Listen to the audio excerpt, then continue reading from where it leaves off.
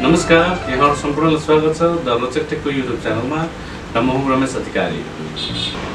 यसपटक हामीले बिल्कुलै नयाँ भिडियो लिएर आएको छौँ, जुन भिडियो राम्रोसँग जान्नको लागि, राम्रोसँग जानकारी पाउनको लागि बेला न बेला मोबाइलमा पासवर्ड गाह्रो पड्किने गरिदिन्छ। थाहा हुन्छ पढ्दै अनि कहाँ हुन्छन् के तपाईँले पनि सेम प्रब्लम फेस गरिराख्नु भएको छ?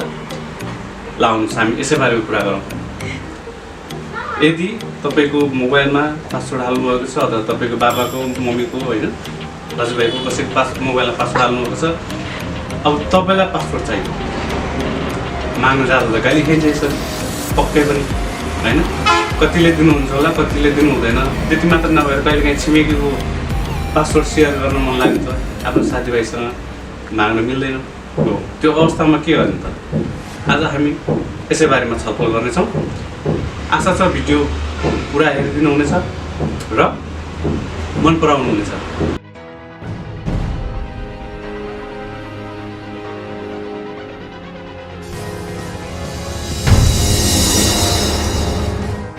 आउनुहोस् अब सुरु गरौँ भिडियोलाई।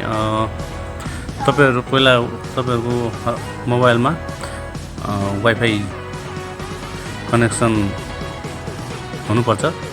वाइफाई कनेक्सन बिना वाइफाई पासवर्ड हेर्न मिल्दैन। वाइफाई कनेक्ट गर्नु होला पहिला सुरुमा। त्यसपछि प्ले स्टोरमा जानुहोस्। प्ले स्टोरमा गएर के सर्च गर्नु भने वाइफाई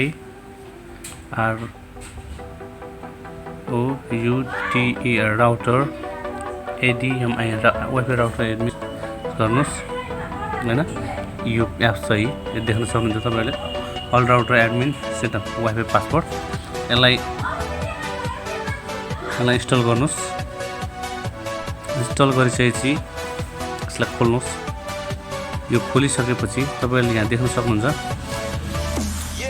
वाइफाई को आईपी एड्रेस तपाई जुन ब्राउजरमा जानु गराइ हाल्नुहुन्छ सेटअप गर्नको लागि। त्यसको लागि आईपी एड्रेस रहेछ 192.168.0.1 हैन।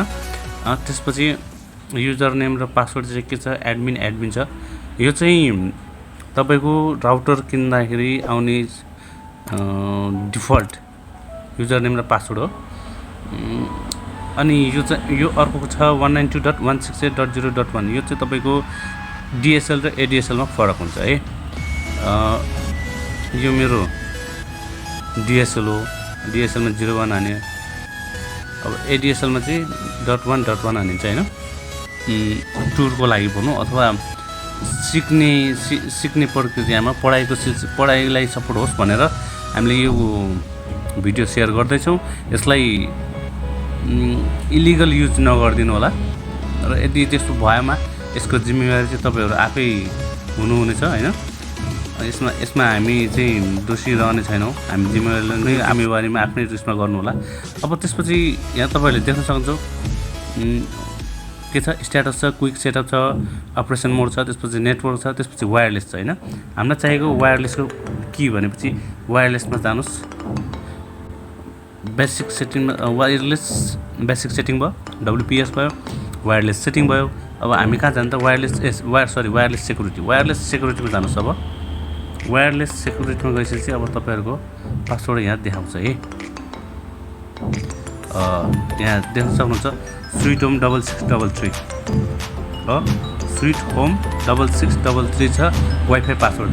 अब यसरी तपाईले हरेक मोबाइलमा आफ्नो यदि कुनै एकजना साथीकोमा अथवा घरको मेम्बरकोमा वाइफाई पासवर्ड हालेको छ भने यो एप्सको मद्दतले तपाईहरुले वाइफाई पासवर्ड चोरी गर्न सक्नुहुन्छ, हेर्न सक्नुहुन्छ, जान्न बुझ्न सक्नुहुन्छ।